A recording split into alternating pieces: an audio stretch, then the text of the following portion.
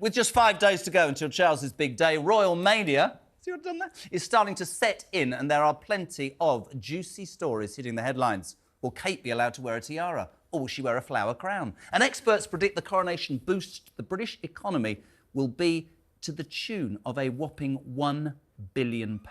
But first, following a social media backlash, Lambeth Palace, the Archbishop of Canterbury's HQ, has been forced to stress that for those watching the coronation worldwide, swearing an oath of loyalty to the King will be voluntary. Joining me to discuss all of these royal stories are the best royal commentator in the United Kingdom, Emily Andrews, and fresh off a plane that crossed by my plane from LA, the host to Die For Daily. I can't believe she's here. Royal podcast correspondent Kinsey Schofield. Look at you. I'm so excited to be here. I love you guys. Thank you so much indeed. Let's actually start with both of you. Let's start with you, Em. Should Brits swear an oath to their king? It is entirely voluntary, JK. Yeah.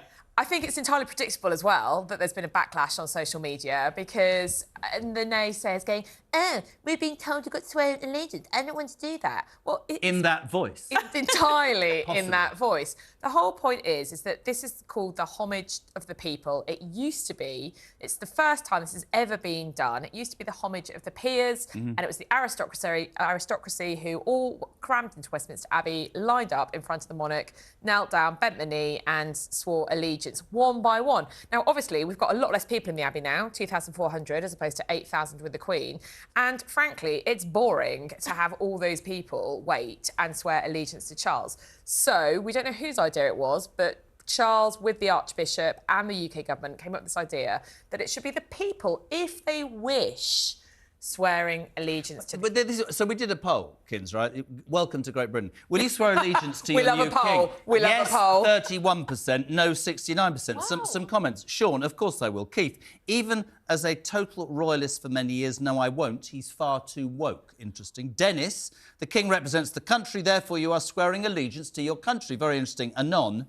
Really? I would prefer Anne, to be honest, or even William. Louise, I won't, but I still support him. Jeffrey, how about he swears bloody allegiance to the people, because we're in a mess. He is going to do that. Jessica, yeah, precisely. No, I won't. We're not living in the Middle Ages. What do the Americans make of this? Well, I'm sure most of America would think it was crazy, but I think it's, you know, romantic and beautiful, and I think I'll do it. He's not even my king, but I would do it. I think. Are you the norm? And I mean no, this I'm not in the norm. America. Are you the norm? This. No, I think that Americans would think it was a little archaic, but I also. But you swear allegiance to your president, a man who doesn't know his own name. I mean, let's not even go there.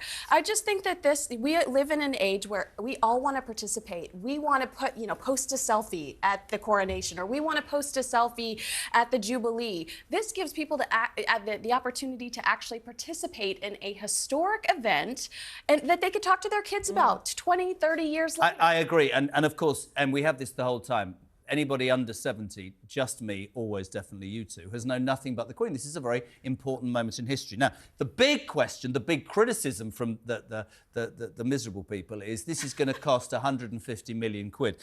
The economy boost, this is what people need to get straight. Look right down the camera. The coronation will boost this economy, the British economy, at a time when we have a cost of living crisis by £1 billion.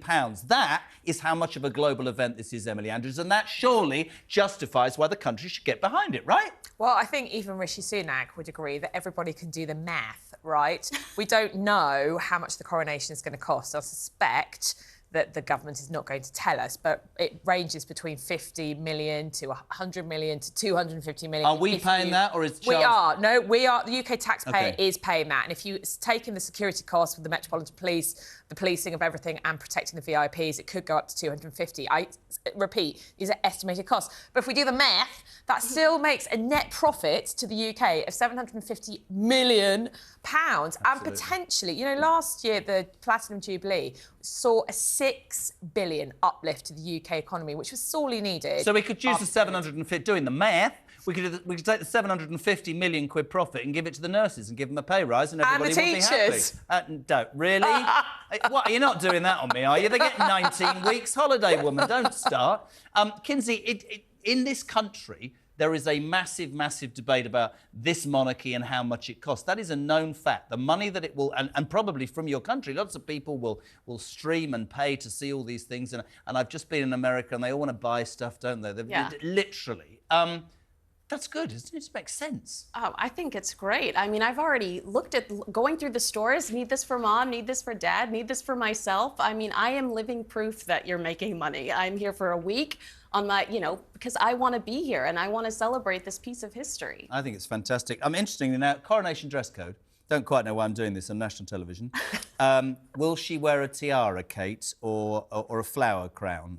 It's important. Why is this important? It is really important, Jeremy, because apart from the fact that Kate's fashion sells, and it does, the whole point about the coronation is that it is a once-in-a-lifetime event. Now, OK, fine, we may live to see William's coronation, but we haven't had I might not, for but 70 you will. years. And actually, it's a really, really important thing. And I am really sad at reports that the royal women are not going to wear tiaras. We don't know yet. Again, the palace haven't confirmed. Because if the royal women aren't going to wear tiaras, that means none of the visiting foreign royal women will wear tiaras. The dress code, guys, is day dress, hats optional.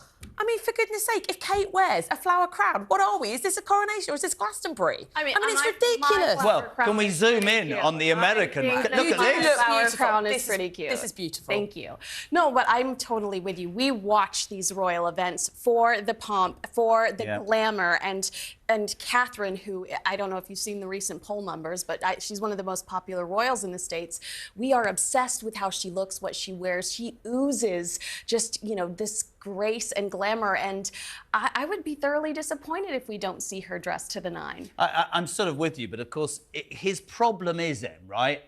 This modernising king. It strikes me that he's trying to be all things to all people. And either you're going to go for it, you're going to have this coronation, we're going to be proud and British and stand by it, it's going to bring lots of money, or it's going to be watered down. The other thing that's quite interesting, and again, I never thought I'd ask this, apparently Camilla's gown, try not to yawn, Jez, but this is actually quite sweet, is going to have a special tribute. What can you tell us about that? Camilla's gown?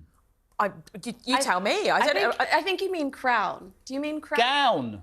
Really? A gown? I think you're... Do you not know this? No, you tell me. Oh, right. So let me get this right, OK? I pay you to come here and talk about it, and I've got more information than you.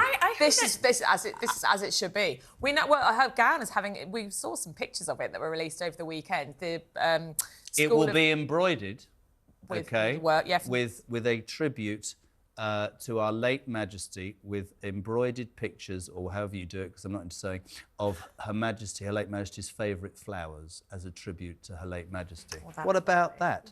And national emblems across the UK. Beautiful. Well, I wondered. Royal correspondent Jeremy Kyle back every night this week from 7 o'clock. She also added some of the pieces of the Queen's personal jewellery collection to her crown, so I'm excited to see that as well. You know the coronation concert, and I only ask you this because I live in Windsor. Is that in Buckingham? Is it in London or Windsor? Windsor. My God, I'm not even going to get in my house. Honestly, the biggest stage ever built in Britain, great, can't get into my house already, will form a giant Union Jack to celebrate the coronation. It'll be 95 metres wide. Take that. No, Robbie, so that's that. Did you like that? Katy Perry, Lionel Richie, Andrea Bocelli, Brian Turfell, I don't know who he is. We're moving on. Harry Styles declined, Kylie declined, Elton John declined, and the Spice Girls declined as well. So it's not looking great, is it, to be fair? I mean... Even Robbie declined. Even Robbie declined, and I haven't heard from Robbie in quite some time. So I love Katy Perry. God bless Katy Perry. But you do have a lot of Americans coming over to celebrate the king. I know. I'm a bit disappointed. I mean, I would have thought, and I'm not being disrespectful, so I would have thought an Adele, or I'm showing my age, or a Harry Styles, or a Sheeran, or even Elton John. Although Elton John is probably in Harry/Princess Diana's camp, but we're all friends now. Who's in his camp? Elton John. Oh, right. Yeah. I'm still... Oh, right, go on. Yeah. It is a shame that there isn't a better sort of British representation, obviously, but I think a couple of things here. I think it slightly suffers from the fact that we had the Platinum Jubilee concert last year, very soon after that. Obviously, big names are in the middle of big tours. For instance, I think Adele and Ed Sheeran seems to be in New York singing in court cases at the moment, so he's slightly busy. But we all know that if an artist says, I'm definitely going to do it, of course their record Everything company can make it happen. With Kylie, and again, this has never been confirmed by the artist or by the palace. With Kylie, apparently, she said no because of the Republican issue in Australia. It's very left-wing Prime Minister. If he gets one referendum through on Aboriginal rights, then potentially he's going to get another referendum through on even this is political. Who's going to turn up and sing? It is. The other big news, and I've waited all the time of this interview to do this. Harry, apparently, you know him. He's only going to be here. We don't need to talk about him this week. Well, he's only going to be here 24 hours. Plans to jet back to the US within 2 hours of the ceremony's end. This, of course, Kinsey Schofield, is so he can get back for young Archie's birthday. You know, I also... Or not, in fact, front out any of the people he's slagged off for months. I also wonder how much he fears an intervention, which I think is a legitimate concern. Also, what if he gets here and realizes how much he's left behind? What if he fears having regrets? Well, he's giving up so much. And you're nicer than me and gets booed, because I think he will. Just see, I'm really interested, Emily. I do think he'll get booed. So last year, the Platinum Jubilee outside St Paul's, where it was the only event that Harry and Meghan did publicly, there were cheers, there were boos. I suspect that outside Westminster Abbey, because it will be all about the King and Queen, probably people will be respectful. But, yeah, I think that apparently Harry and Meghan were worried about getting booed. We've got pictures here of him leaving London's High Court. He was here last month. I don't think anyone booed him there, but maybe just... No, that was a back entrance. Maybe just the journalists. Back entrance, 3 security guards. And finally, Meghan slams Kate's wedding. A historic post from Meghan's old lifestyle blog, Tig, has resurfaced. In it, she says, little girls dream of being princesses. You certainly did, love. I, for one, was all about Shira, our Princess of Power. Apparently, I don't even know why I'm reading this, a sword-wielding royal rebel known for her strength. We're definitely talking about Cinderella here. Grown women seem to retain this childhood fantasy. Just look at the pomp and circumstance surrounding the royal wedding and endless conversations about that Princess Kate. Well, I mean, Meghan's ruined her brand by being a perpetual complainer. She could have moved to the United States, stayed quiet, you know, worked within charities, and she would still be this romantic symbol of what you could, you know, self-made woman that found her prince, and the fairy tale happened. But unfortunately, because she is so negative, I think that she's turned a lot of people off. So we do uplift Kate, because Kate is still the dream. I completely agree. Increasingly, and I know people get bored, she's a hypocrite, isn't she? Come on, Emily Andrews. Jeremy, I was hoping that we could get away the whole week without having to mention the N word. I've spent all week watching her on Deal on Deal again. Like, ooh, box shimmy, 24. shimmy. What happened to your female? Yeah, come on. Anyway, listen, we're right. We're going to do this all week. This is your Coronation Station, and these lovely ladies, Kinsey Schofield from the United States of America. God bless you, Kinsey. And the amazing Emily Andrews here with me on JK Live every night from 7 o'clock now.